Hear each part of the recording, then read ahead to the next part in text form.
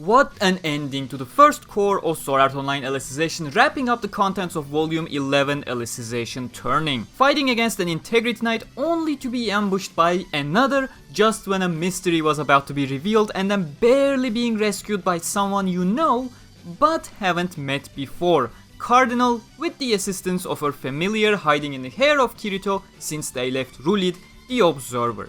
Welcome everyone, and this is Sword Art Online Explained, featuring episode 12, The Sage of the Library. As always, timestamps to individual plot points are in the description, as well as the pinned comment for easy navigation. And as it became a necessity, a small disclaimer that this video is literally a book/anime review and meets the requirements for fair use in the US and abides by the copyright laws in Europe and Austria, but just in case, until the current copyright abuse of Sony Music Entertainment Japan is over, I will be using Gameverse pictures, illustrations from the Sword Art Online light novels, and possibly fan art to provide a little bit more variety into the video. Remember that currently explained for episodes 10 and before are private. They will be made public once I win the dispute, but until then you can find the backup videos on my Facebook page, link in the description. But if you're new here on my Explained series, what I do here is essentially review the anime and thoroughly compare it to the source material, that is the light novels, as well as providing you information that was skipped in the anime, and no copyright abuse in the world is going to make me throw you to the foxes for proper information, which they don't have anyways. But again, if you want the blessing of Stacia for yourselves, both Amazon and Book Depository affiliate links are in the description, where you can get the Alicization light novels for yourself at no additional cost and support my channel at the same time. I've been notified that depending on your region, Book Depository may be cheaper, so there is that. Make sure to compare the two. While the adaptation was faithful, aka no original scenes were there or anything that contradicted the novels, there were a large number of cuts, especially during the fight scene, and some neat liberties taken by the anime that I was happy with, but let's jump right into it.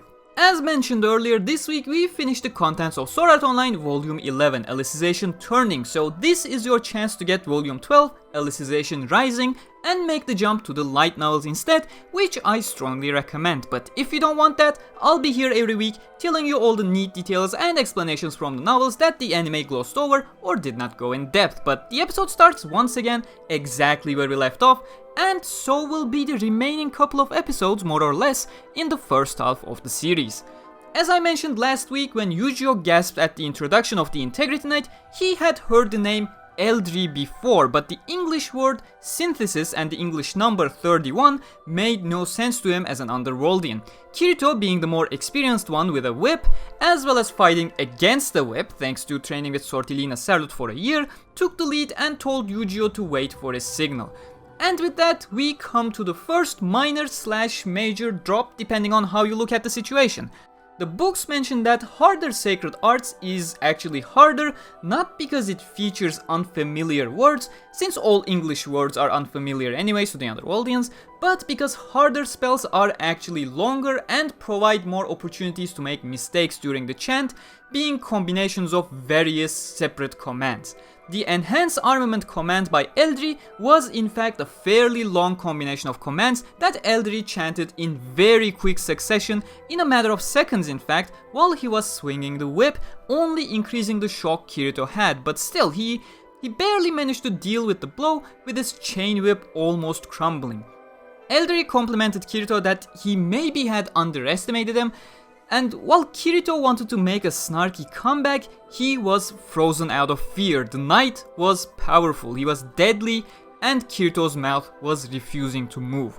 Kirito realized that the knight would have a lot more tricks up his sleeve and that he would not be able to withstand Eldrie on his own, but he heard something very close to his head, as if somebody was reading his thoughts, snapping him out of the shock. You are not alone. Shortly talking to Eugeo, he once again formulated a plan together, used the explosion as a cover to attack. He dodged the unreliable whip blow due to short distance as he was accustomed to against Liena, but the knight destroyed his expectations for the second time in quick succession as the frost scale whip separated into two. The second whip went straight for Kirito as if it had its own mind, as Eldrie was growing more and more intrigued by the boy in black. Eugeo, who was amazed by the enhanced armament spell of Eldrie by the way, also known as a perfect weapon control, was no longer going to wait in the shadows though, after Eldrie revealed that his Frost Scale Whip under perfect weapon control could split up to 7. He rushed in from Eldrie's blind spot, but the knight was too fast once again, disposing of him quite easily. But this is the part where the fight had actual major cuts. From this point on, Kirito and Eldrie had a pretty tense battle here. Once Eldrie had turned around to hit Eugeo, Kirito threw a shard of the wine glass that broke during their initial explosion at the beginning at Eldrie, which managed to graze the knight's face slightly, actually making him take this battle very seriously than a mere show-off. At this moment, Kirito got up again, and against Eldrie's Frost Scale Whip, he knew he had to get close, otherwise he was as good as dead. He took the gamble in the heat of a battle. It was a taboo to take your eyes off of an opponent, but Kirito was desperate. To do the unexpected, he looked right behind Eldrie when rushing towards him, right where Eldrie had launched Eugeo towards. And the gamble actually had paid off. Eldrie assumed Kirito was making an amateur mistake here and thought he was looking towards Eugeo, who Eldrie thought was now running towards him as well, based on this amateurish gesture. But that gesture was Kirito's gamble. Eugeo was still lying there unconscious, but this look had distracted Eldrie enough that Kirito found enough time to swing his chain directly at Eldrie's face, which was bound to knock him out, whether an Integrity Knight or not. But it was once again the knight who betrayed Kirito's plan for a third time. Not caring about deflecting, Eldrie raised his hand to take the blow of the chains and grabbed it. Kirito heard Eldrie's bones breaking, but the knight did not phase for a moment. With his side of the chain being locked to his own arm, Kirito was at a severe disadvantage here, so he grabbed the thornless part of Eldrie's whip to lock him at a standstill. The knight would either have to let go of his own weapon to free his hand to fight back, or remain locked until the clasp variate chain would give up, since it was already damaged from the first blow. But Eldrie had recognized the fight style he was fighting against. He could not remember where he had seen it, considering he claimed he was only summoned a mere month ago, right after the 4 Empire Unification tournament had ended. The salute style Kirito was using was familiar but still unknown to him. Had he fought against the style before? At that moment though, Kirito received a sign from his partner that both fighters had forgotten at this point. Eugeo was thrown into the fountain that caused it to make a different noise, but that noise was long gone, and this was actually skipped by the anime. With that, Kirito had realized that Eugeo was now back on his feet, and in fact, you can see his realization in the anime in the middle of this conversation, right after he started questioning this quote-unquote summoning of Eldrie.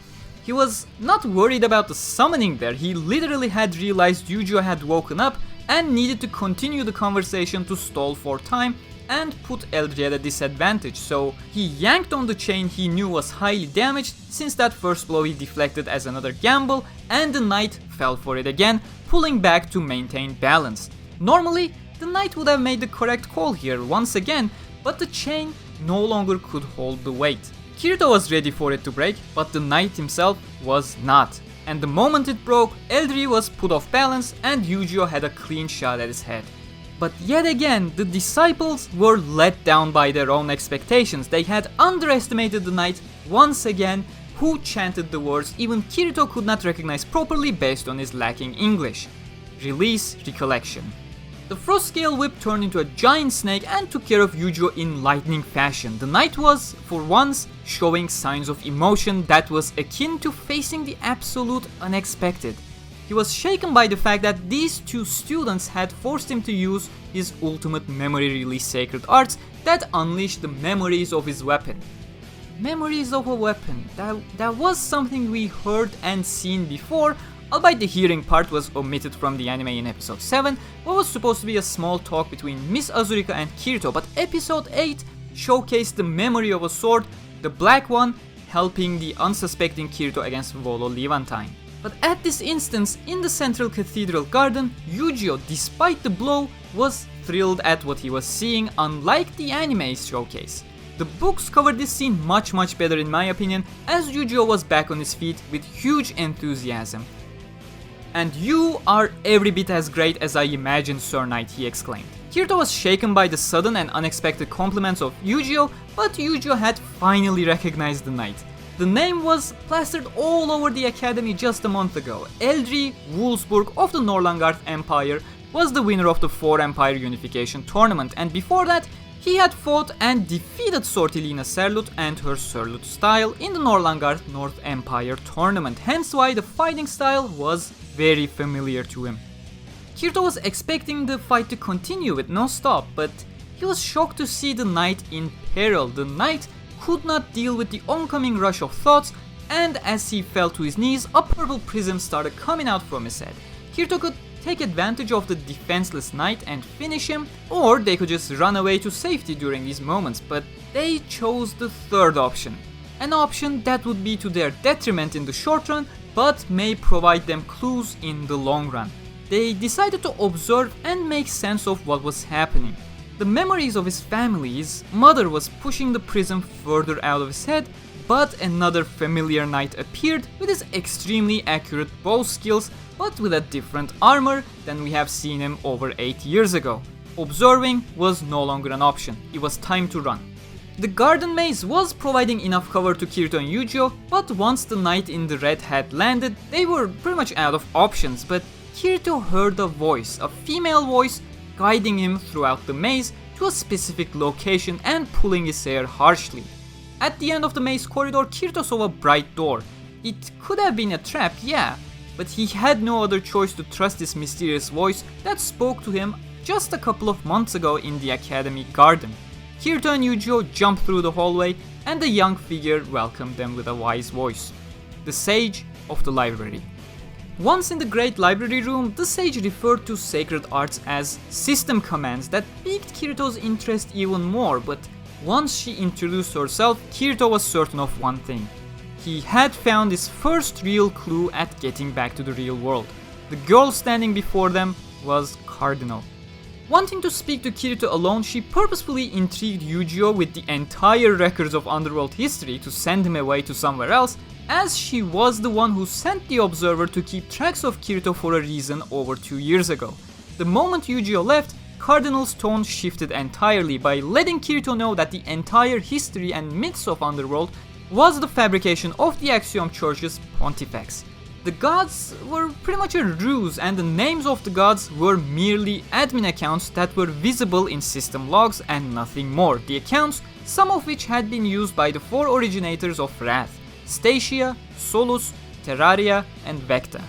Kirito finally had found someone that he could speak with in his own real-life language.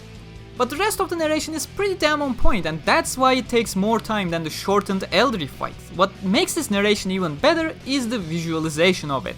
While the books went over this scene with Cardinal's narration, the anime, thankfully being a visual medium, decided to turn this into an actual story that we were watching rather than listening to, with no input from Cardinal once we start Quinella's story. I know you guys have a lot of questions regarding various points of this explanation, and I won't be going in depth in the video since I believe the anime covered it pretty much properly. There are implications to be made based on other information, but I encourage you to ask all the questions you may have in the comment section. There is so much I can talk about here that it would take way too long, so I'll mention only the very key ones and put my hopes that you will actually ask questions if you have them. First things first, the 4 originators, one not having the purest of heart. These 4 Wrath employees were tasked with raising the first 8 Underworldians and teaching them the basics of life and morals, but one had ulterior motives. He had selfish desires and an egoistic approach. Although not outright evil, the primitive desire was the root of evil in the first place and gradually caused a rift, resulted in Underworldians that sought more power, eventually culminating in the caste system featuring the nobles as well as the Axiom Church, the overseeing entity of the human realm. And while this was not made obvious in the novels, visuals in the anime give you a good idea as to who this person may be, especially his hairstyle. It's someone you have seen before but haven't met yet.